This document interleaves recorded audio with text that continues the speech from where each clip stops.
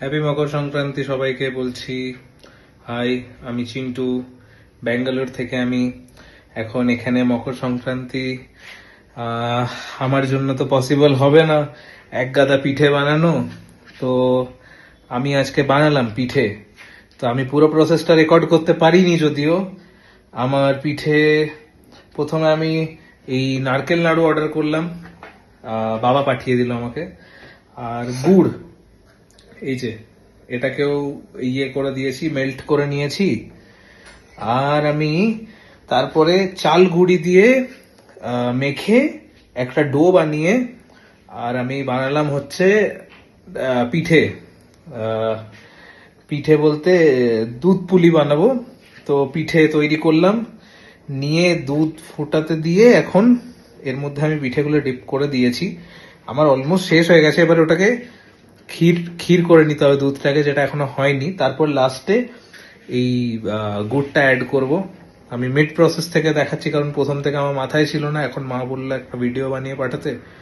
দেখো তাহলে। এই যে এখানে পিঠেটা এখন হাই ফ্লেমে দিয়ে রেখেছি দুধটা ফোটানোর জন্য।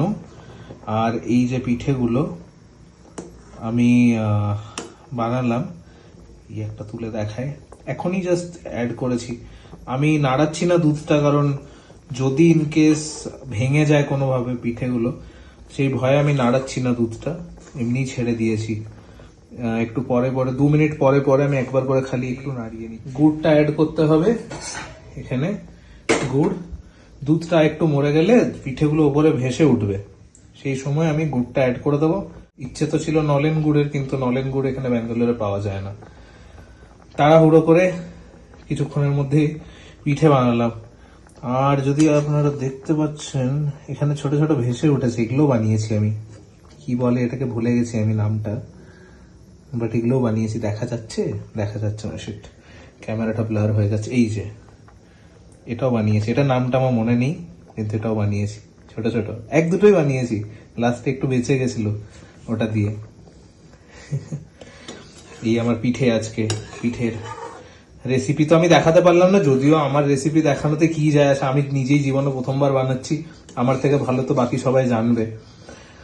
আমি এই পিঠে আবার আমি আরেক গন্ডগোল করেছি, আমার কাছে ছিল না ফুল ফ্যাট মিল্ক। এটা ফুল ফ্যাট মিল্ক দিয়ে বানায়, আমি স্কিম মিল্ক দিয়ে বানালাম, ফ্যাট ফ্রি মিল্ক দিয়ে। সেটা কি ফুল ফ্যাট বানানোর জন্য এর মধ্যে মিল্ক পাউডার অ্যাড করে দিলাম। তো এখন মিল্ক পাউডার वाला দুধ দিয়ে এখন। হ্যালো গাইস, আমি ফার্স্ট টাইম কিছু বানাবো আর সেটা আমার একবারেই হয়ে যাবে, এটা কোনোদিন হয়েছে আজ অব্দি? না না। তো আজকেও হলো না। আমি ট্রাই করেছিলাম, নিয়ে আমি আপনাদেরকে দেখাইনি বলে আমাকে আবার এটা পুরো প্রসিজারটা আবার প্রথম থেকে করতে হচ্ছে। কেন? কারণ আমি আপনাদেরকে গল্পটা শোনাই তাহলে। এখানে আমি এখন ছানা দিয়ে মিষ্টি বানানোর চেষ্টা করছি। গেস করুন এই ছানাটা কিসের হতে পারে?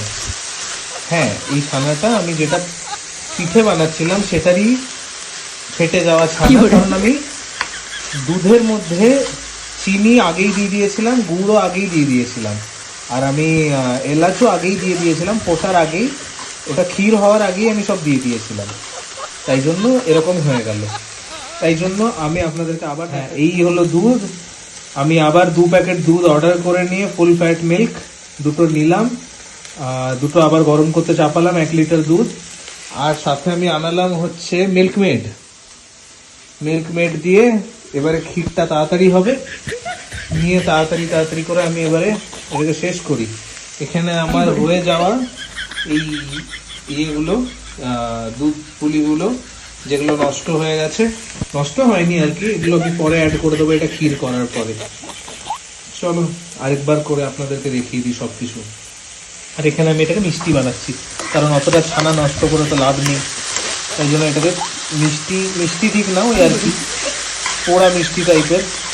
যাই হোক, মা বললো আমাকে, বুদ্ধি দিল এগুলো, কি আর করা যাবে। মায়ের না শুনে আমি ইউটিউব দেখে বানাতে গেছিলাম। কেউ ইউটিউব দেখে বানাবে না, মানে আমার ভিডিওটা দেখে বানাও, তাহলে বুঝতে পারবে। কারণ আমি ভুল করেছি না, ইউটিউবে তোমাকে কেউ বলবে না এগুলো, আমি বলছি শুধু। এগুলো এখানে ফুটছে আর আমার মিষ্টি এখানে হয়ে গেছে।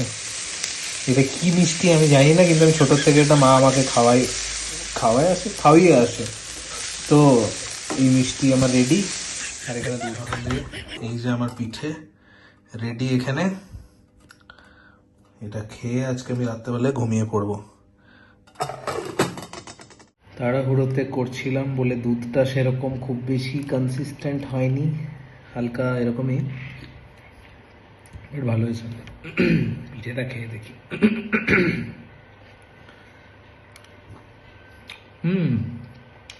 সফট হয়েছে।